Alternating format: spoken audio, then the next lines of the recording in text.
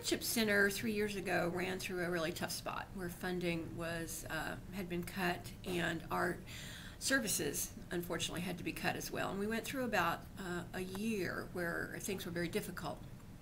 After we went through that, we decided that we needed to do some strategic planning to avoid that happening again.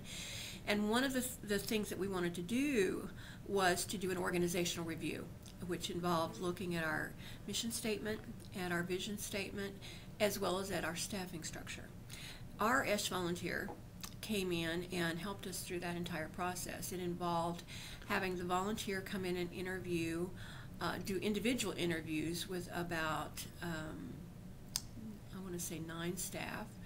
And then after that, we did a full-day workshop with 6 additional staff who were management level primarily. And we looked at our organizational structure. We looked at the mission and the vision and how the structure aided that mission and vision, and where it didn't aid it and what needed to be changed. And he was able to relate to us issues that had come up in his interviews, which of course were confidential, and that helped to get those employees to be open and honest about the things that concerned them, things that didn't work as well as it could have, you know, those sorts of things, or things that were great. Sometimes, you know, some things are great. And so he was able to review all of that and come back to us with recommendations, which we then took to our board. And the board is in the process of implementing what we can at this point and staging in some of the other possible changes as our funding becomes available.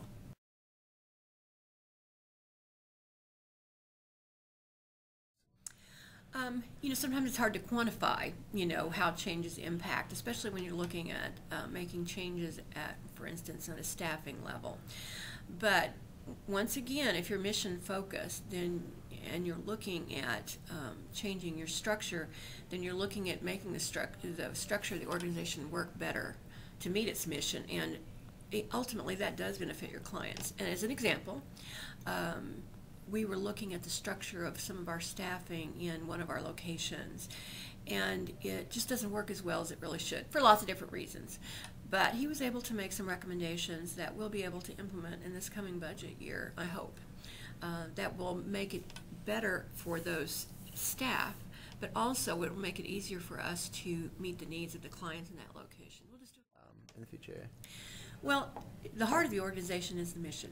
And so basically, even though our ESH volunteer recommended, you know, maybe a few words changed to our mission, basically we were able to reaffirm what our mission was, which was to serve senior adults.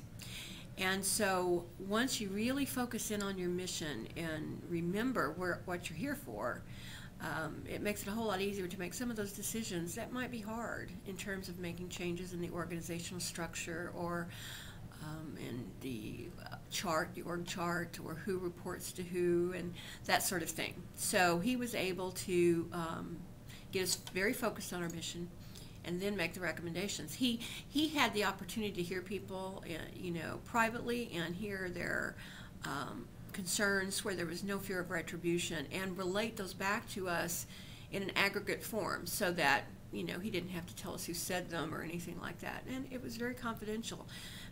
And the process went very well.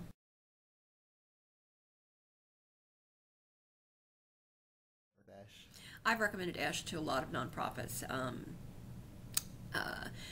I would tell them, you know, that first of all, they're going to get very high quality services. These are people that would earn a lot of money in the private sector if they were doing these same services. And yet, the volunteers that come to them, they're doing it because they want to strengthen nonprofits. They want to strengthen the nonprofit community. They want to see that those agencies charged with providing human services in our community do the best job that they can.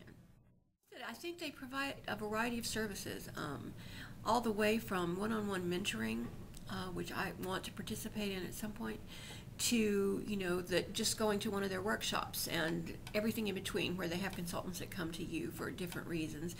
From something as simple as a board training, which might be a few hours for your board of directors, all the way to what we recently completed, which was a many weeks project with our volunteer, who was Paul Lotz, by the way, who just, I can't even tell you how many hours he probably put into this project, and before he made his final report to our board, and I can tell you that our board was very, very impressed with the quality of his.